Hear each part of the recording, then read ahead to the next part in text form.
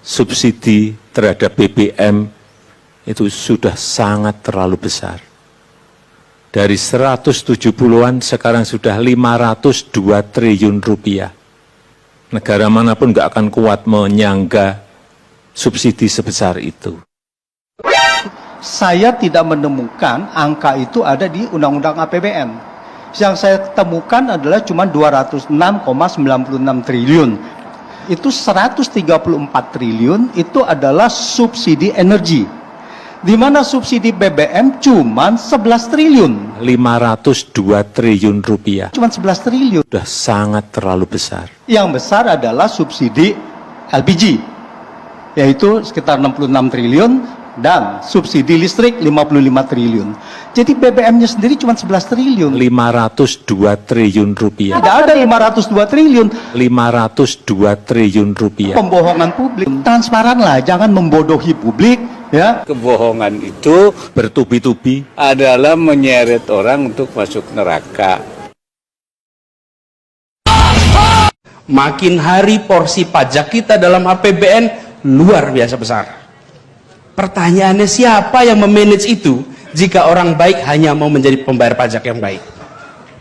Nah, sayangnya iklan-iklan di mana-mana adalah jadilah warga negara yang baik dengan jadi pembayar pajak yang baik. Tidak ada iklan yang bilang jadilah pengelola pajak yang baik. Nah, kita semua harus mulai memikirkan ulang ini. Sebagian dari kita harus ambil putusan, bukan saja menjadi pembayar pajak, tapi pengelola uang pajak. Menteri Keuangan Sri Mulyani menyebut bagi warga jomblo yang tidak punya tanggungan bakal kena pajak, sedangkan bagi yang berkeluarga bebas pajak. Hal ini diungkapkan Sri Mulyani melalui laman media sosialnya Selasa 3 Januari 2023. Sri Mulyani Indrawati menegaskan jika karyawan yang masih sendiri atau jomblo bergaji 5 juta per bulan maka akan dikenakan pajak sebesar 0,5%. Jika dihitung maka nominal pajak tersebut adalah 300.000 per tahun, atau jika dibagi 12 bulan hanya dikenakan 25.000 per bulan. Menurutnya pajak tersebut terhitung kecil karena hanya 0,5% dan bukan 5%. Namun bagi yang sudah berkeluarga dan memiliki tanggungan satu anak, maka gaji 5 juta per bulan tidak kena pajak. Banyak warganet yang berkomentar, harusnya para pejabat dan orang kayalah yang harus bayar pajak. Sri Mulyani pun setuju, bahkan pejabat dengan gaji di atas 5 miliar dikenakan pajak 35% per tahun. Sri Mulyani menuturkan pajak untuk mewujudkan azas keadilan sosial seluruh rakyat karena sumbangan pajak akan berbalik ke masyarakat. Mulai dari subsidi listrik, Pertalite, LPG, rumah sakit, sekolah, hingga puskesmas bersumber dari pajak. Ia melanjutkan bahwa mereka yang kemampuannya kecil dan lemah dibebaskan pajak, sedangkan mereka yang kuat dan mampu akan dibebankan pajak. Bagaimana menurut kalian?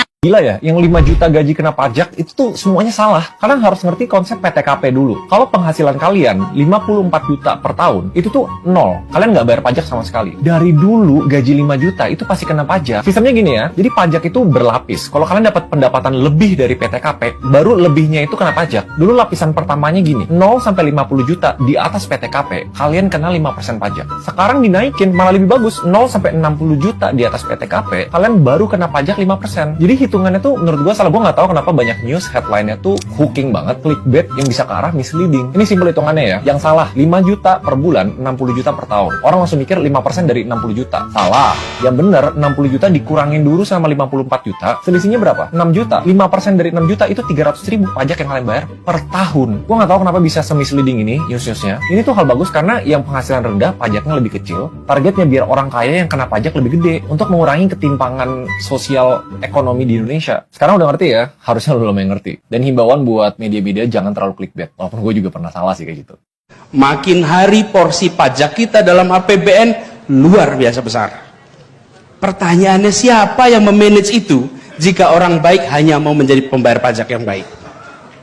Nah, sayangnya iklan-iklan di mana-mana adalah jadilah warga negara yang baik dengan jadi pembayar pajak yang baik. Tidak ada iklan yang bilang jadilah pengelola pajak yang baik.